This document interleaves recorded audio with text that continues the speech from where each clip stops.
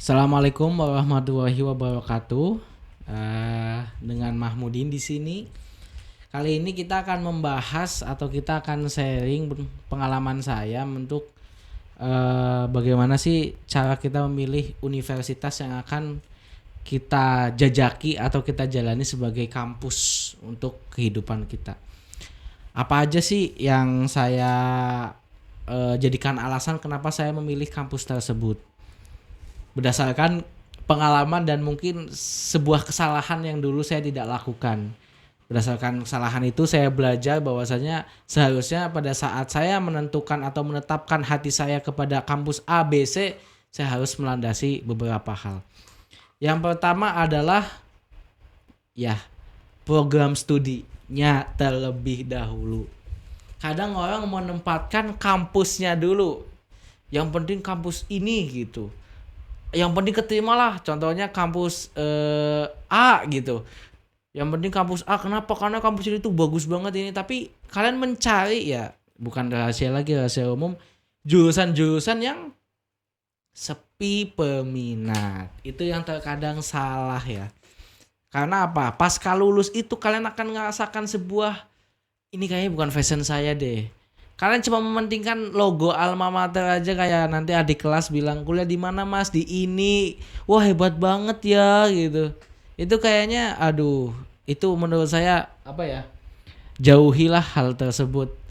Apa sih fungsinya pujian? Apa sih? Pujian itu hanya sesaat, yang akan dinilai itu 5-10 tahun ke depan kalian jadi apa. Bukan sekarang kalian kuliah di mana. Percuma kalian di kuliah di kampus yang bagus banget tapi kalian gak jadi apa-apa, itu menurut saya percuma. Jadi yang pertama kalian adalah mantapkan di minat dan bakat kalian, yaitu program studi.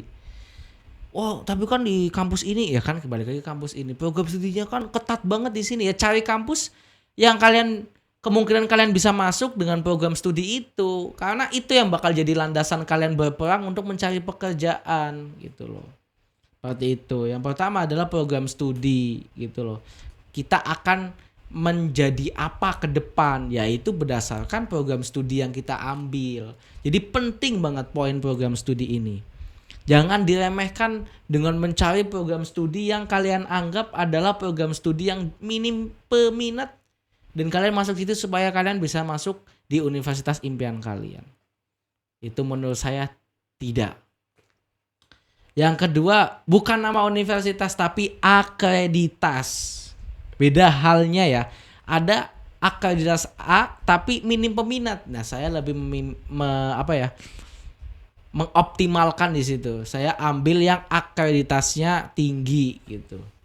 Jadi saya bandingkan nih kampus ini A, B, C, D, mana nih yang akreditasnya bagus.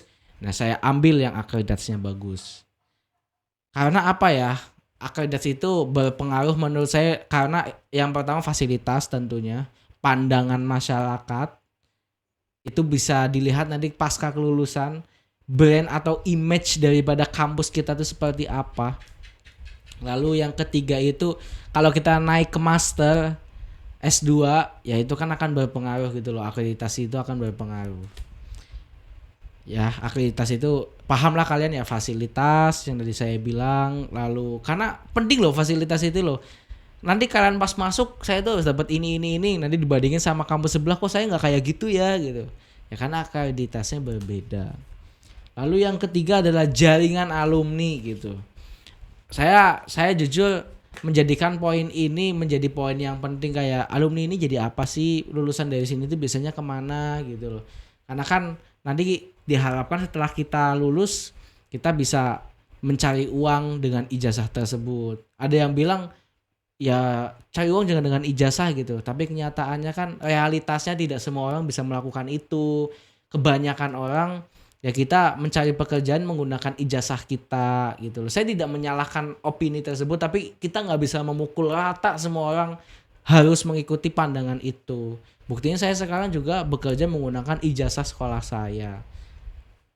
Jadi jaringan alumni itu menurut saya penting gitu loh. Karena ya tadi ya, image lagi menjadi image. Oh kamu sini mah lulusannya bagus ini. Nah itu saya apa ya mengutamakan itulah mengejar hal tersebut. Lalu adalah kapasitas dosen. Ya, yang keempat kapasitas dosen. Kapasitas dosen yang saya maksud itu kayak di sana dosennya seperti apa sih, karakternya, budaya kuliahnya seperti apa, kulturnya seperti apa. Lalu dosen-dosennya mungkin kalau kita lebih dalami lulusan dari mana aja sih gitu. Karena saya yakin guru dengan kapasitas yang bagus dan baik akan menghasilkan sebuah murid yang baik pula gitu. Walaupun terkadang ada hal tersebut itu tidak berlaku, tapi kebanyakan itu berlaku. Saya punya dosen, dia itu adalah dari kampus bagus di Indonesia gitu. Itu bener lah, hampir kebanyakan dulu dosen saya dari kampus-kampus yang menurut saya bagus. Itu tuh ngajarnya tuh enak banget. Ngajarnya tuh kalau saya bandingkan dengan teman saya yang lain loh.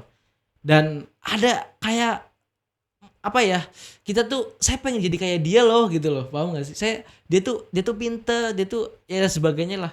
Itu menjadi motivasi kita untuk lebih baik daripada guru kita gitu. Itu saya merasakan betul gitu loh perbedaan antara dosen yang mempunyai kapasitas yang baik dan dosen yang apa ya, dalam artian itu ya kayak mengajarnya tidak lebih baik daripada dosen saya bilang tadi. Mungkin karena dia itu dosen yang baru memulai menjadi dosen ataupun apa hal, tapi ya itu menurut saya loh, pandangan saya seperti itu. Ada dosen seperti itu. Lalu apa ya, selain kapasitas dosen kayak rasio pengajaran dosen. Kan ada tuh rasio antara dosen dengan mahasiswanya itu seberapa gitu. Dengan dosen yang lebih banyak, mahasiswanya lebih sedikit gitu. Ya proporsional lah. Itu bisa memudahkan kita gitu loh, kayak ya mungkin ada dosen itu spesialis ini gitu. Mungkin dia itu lebih ke ini loh keahliannya, kita bisa banyak pilihan gitu karena dosennya itu lebih banyak. Lalu yang kelima itu ada jarak, finansial, lalu ego. Nah itu yang saya terakhir ya. Kita mementingkan juga jarak si kampus itu di mana, kapasitas uang kita tuh cukup atau enggak, lalu egoisme kita. Jadi kadang gini loh, saya udah keterima di kampus A, tapi ego saya tuh menyesal masuk kampus ini contohnya. Habis itu saya bisa mengejar kampus itu. Nah saya kalau bisa kalian jangan ada rasa itu gitu loh. Ya kalau bisa perjuangkan ego kalian sampai suatu saat ego kalian itu bener-bener sirna, maksudnya gagal semua, ya kan harus menerima nasib gitu loh. Tapi setidaknya kan kalian udah pernah berusaha gitu loh. Kalian udah pernah berjuang untuk mendapatkan keinginan hati terdalam kita, impian kita terdalam. Itu paling yang bisa saya sharingkan. Kalau ada hal-hal yang bisa saya jelaskan lagi, kalian bisa tanyakan di kolom komentar. Kalau kalian suka dengan video ini, silahkan like dan subscribe channel ini supaya saya lebih semangat bikin videonya. Bila kalian tidak suka video ini, unlike saja. Sekali lagi ini berdasarkan pengalaman saya ya, jadi jangan dipukul rata, ini pandangan saya pribadi yang mungkin bisa menjadikan referensi untuk teman-teman yang akan melanjutkan jenjang kuliah. Terima kasih banyak saya ucapkan. Dadah.